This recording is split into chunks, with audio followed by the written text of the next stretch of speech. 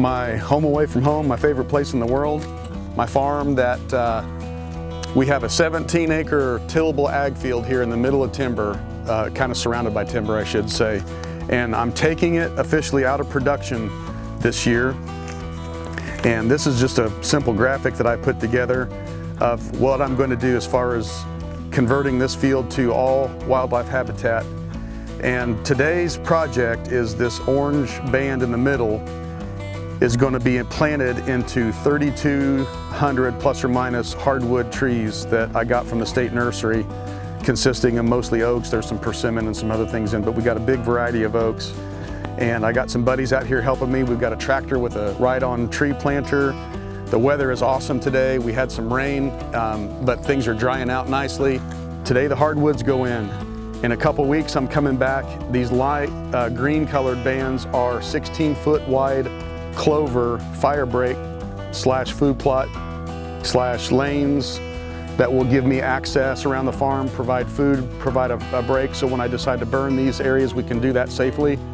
And then the dark brown areas are warm season grasses. These are going to be all planted to a combination of switchgrass, big blue stem, and Indian grass, tall warm season grasses for thick bedding cover. So we're really taking a wide open field and going to convert it all to wildlife habitat, still maintaining food. This is about a 2.5 acre cove where we're standing right now. I'm going to leave that in production. I'm actually going to be planting that myself every year to corn and soybeans, and we're going to let that stand for the deer. This little field right here is about an acre or so cove. That's going to be in fall, cool season annual greens. Plus there's about 3 acres in total of clover. By the time you add up all those roads, I'll have about 3, 5, 6 plus acres of food still down in here. But that in combination with the cover that we're going to provide with the trees and the warm season grasses is going to take my farm to the next level. Man, and I'm super excited about that because we have big timber and fields. We don't have any of that early successional shrubby thick habitat and warm season grasses. So it's going to add a missing component. And man, today's day one of a big project. This thing, by this fall, we're going to start seeing the results.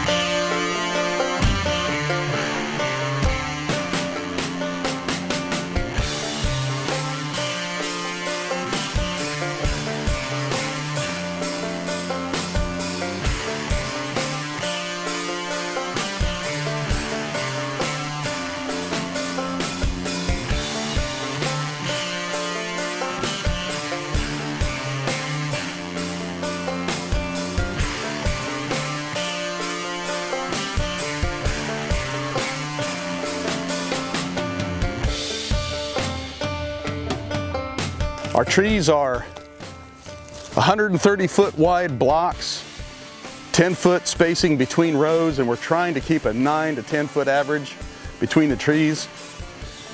There are 10 oak varieties in here, mostly red and white. I do have a black oak variety in here, and I also have some persimmon.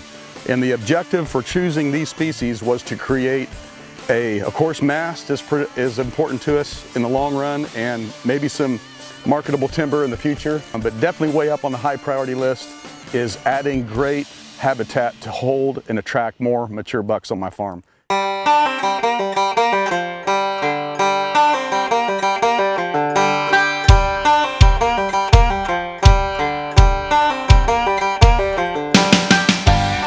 We have this tree planter here that we borrowed from a great friend of mine, but these are available in most counties. You can rent this from the NRCS office.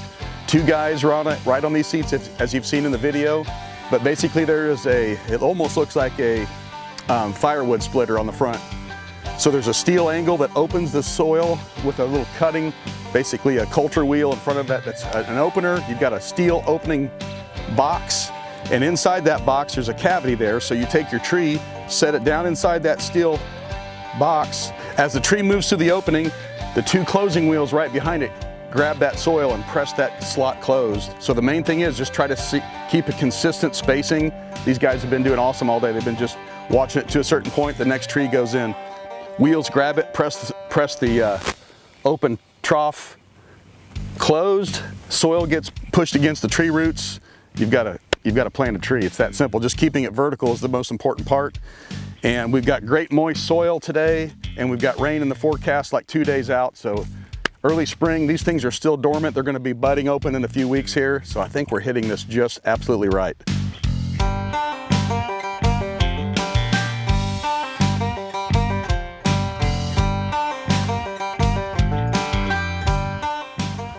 We're sorting these are bare root trees, obviously. They're packed in wet peat moss to keep the roots moist. As long as these fibrous roots don't dry out, the tree is very viable. These are dormant. They've been in cold storage, and today is the first they've seen the light of day, and it's going to be in the 70s today. But if you're planting trees by hand, you can do it with a shovel or what's called a dibble bar. It basically just creates an opening in the ground. You stub your shovel in the ground or your dibble bar and work it back and forth. But one thing to be aware of is what they call J-rooting. You see this long center, what would be called the tap root. You don't want that to go in the ground like this. You want that to be as vertical as possible. If that means trimming it, looking at sort of the average length here, if I trim that off with a nice sharp set of shears right there, that's not going to be detrimental to the tree overall. It's better actually than having it planted like this, J-rooting. So you create an opening in the ground, you push your tree down into it, you pull it up to create that vertical, and then you press the dirt in on both sides of the opening and go to the next one. The tree planter today is going to do all that work for us.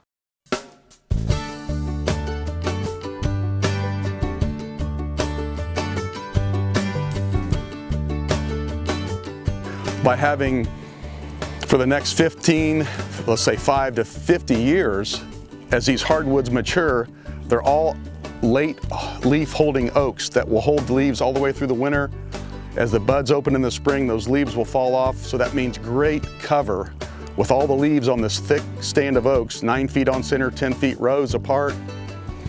A deer can lay in that and have a sea of warm season grasses completely surrounding them.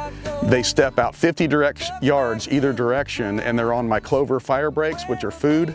They're going to have a cove of agriculture in this end of the field, a cove of ag in that end of the field, bedding and living in the timber and the warm season grasses, and then the early successional. It's going to extend my available habitat for daytime use by 17 plus acres. I may not see the ultimate result and the final rewards of this, but it's really awesome knowing that I'm involved in something today and the next upcoming weeks that is larger than myself, and that I have a really cool, awesome feeling and a peace of knowing that I'm creating something that's going to be beneficial for years and years to come.